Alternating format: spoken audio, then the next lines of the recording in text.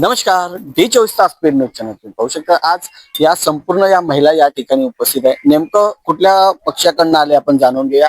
आपण कुठून आलात? वाडी कुठला पक्ष आहे तुमचा? संघटना कुठली? इंदिरा हा? नगर एकच जण बोला। कोण? कुठली? इंदिरा महिला मंडळ.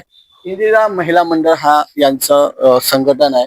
या महिला यांची तक्रार जिल्हाधिकारी यांच्याकडे घेऊन आले। आपण नेमकं जाणून घेऊया काय करणार, काय सांगणार, काय तक्रार आहे, काय विषय असा आहे दादा। आम्ही मागील 1 वर्षापासून बघतोय की आम्ही जेव्हाही वर्तमानपत्र उघडला रोजचा आकडा आणि तो माहितीच्या अधिकारातला आकडा मी तुम्हाला देईल, पण आम्ही जसं पेपर उघडला रोज 2 ते 3 मुली गहाळ असतात म्हणजे अल्प, आणि आपल्या ग्रामीण जिल्ह्याचं सांगते तुम्हाला की रोज मुली गहाळ असतात।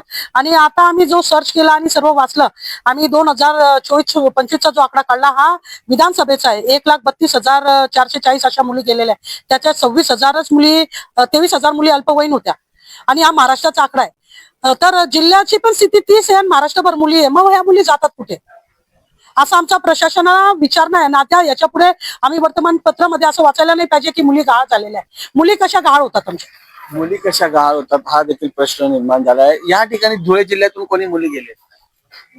डोंगराडे गावात पण ही घटना घडली होती। परत आता मागे राजस्थान मध्ये ही घटना घडली। महाराष्ट्रामध्ये तेच चालू आहे ना, आता मुली गहाळ होत आहेत तिकडे तिकडे, गरीबाच्याच मुली तुम्ही बघू शकता। महाराष्ट्र असेल या राजस्थान असेल अशा परिसरामध्ये काय सांगणार या संदर्भात? तुम्ही जे आयोग आहेत त्यांच्याशी तक्रार केली होती?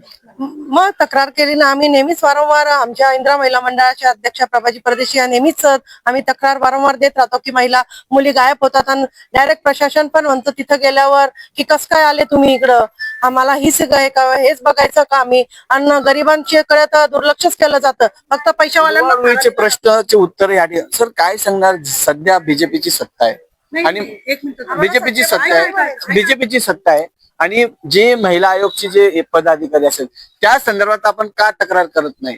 त्यांना का तुम्ही बोलत नाहीत? कारण महिला सुरक्षेचं काम त्यांचं देखील आहे। काय सांगणार तुम्ही आता आम्हाला विचारलं की बीजेपीची सरकार आहे, बीजेपीची सरकारचा नारा आहे बेटी बचाओ बेटी पढाओ। मग ही सरकार बेटी बचाओचा नारा जर देत असेल तर तुम्ही मला सांगताय की तुम्ही त्यांच्याकडे का तक्रार करत नाही? आम्ही विषय जो घेऊन आलेलो आहे तो सर्वसामान्यांचा आहे आणि याच्यामध्ये 2-4 मुली अभ्यासू असतात, बाकी सर्व घरेलू महिला असतात। प्रत्येक महिला, तुम्हाला माहिती आहे सनी दादा की जॉनी दादा की ते प्रत्येक पोलीस स्टेशन पर्यंत जात नाही, कारण की गेल्या तुम्हाला स्वतःला पाहिलेले त्या दिवशी घर लोकांचे तोडले असता कोणी थारा लागू देत नाही। आणि एकदा जर गोरगरीब गेला आणि परत आला वारंवार त्यांच्या पाठीशी कोणी उभं नाही राहिलं तर तो पुन्हा पोलीस स्टेशनला जाण्याची हिंमत करेल का? आणि हे आम्ही कोणत्याही पद्धतीचे उडवाउडवीचे उत्तर इथे आणलेले नाहीये आमच्या इथे।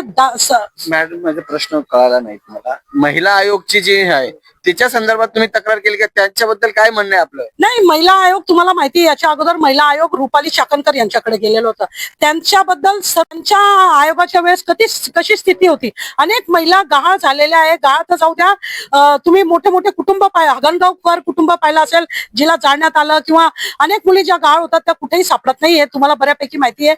100 मुली गहाळ होत असतील तर मला नाही वाटत की 25% मुली शासन आणून देत असेल। शासन आणून देत असेल तुमचं नेमका त्याच्या पुढची भूमिका काय असणार आहे? जर तुम्हाला न्याय मिळाला नाही तर पुढची भूमिका काय असणार आहे? सर आता मुली तर मिळायलाच पाहिजे, कारण कसं तुम्हाला जर न्याय मिळाला नाही तर तुमची भूमिका काय असणार? आंदोलन करू, येऊन बसू। आणि याचा पण ते इतके गाढ तातडीचे असतात त्यांना काहीच फरक पडत नाही, कारण की त्यांच्यावर बितलेली गरीबावर असते आणि लोक सामान्यकडे येतात। जे मन मोकळं करणारे असतात आपल्याकडे ते त्यांच्याकडे जात नाही। आम्ही प्रशासनाकडे यांचं असं म्हणणं आहे की जर वारंवार अशी जर घटना होत असेल तर आम्ही तीव्र स्वरूपाचे आंदोलन करू आणि ज्या संबंधित विभागाने जे महिला आयोग देखील या गोष्टीकडे लक्ष देत नाही असं देखील यांचं या ठिकाणी म्हणणं आहे। आणि लवकरात लवकर अशा या घटना या बंद झाल्या पाहिजे असं देखील यांचं या ठिकाणी आज जिल्हाधिकारी यांना निवेदन देताना सांगितलं। कॅमेरामॅन निलेश डोलेचा, जॉनी पवार, D24 तास चॅनल। जय हिंद, जय महाराष्ट्र।